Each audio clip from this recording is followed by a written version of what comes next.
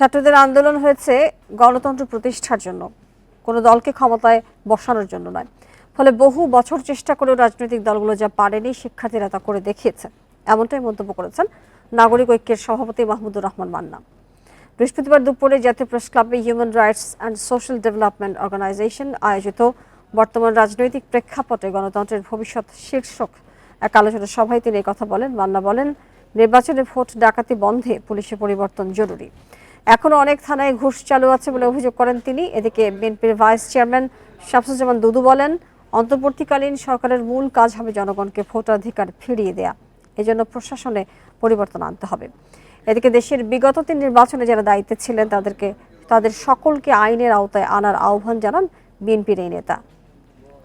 3টি নির্বাচনের সঙ্গে যারা যুক্ত ছিল, বিশেষত নির্বাচন সিইসি সহ তার সহকর্মীরা, সে সর্বশ্রেষ্ঠ শুনলাম রিজাইন করছে। রিজাইন করার পর বাড়িতে যাওয়া কোনো কারণ নেই, তার জেলখানায় যাওয়ার কথা।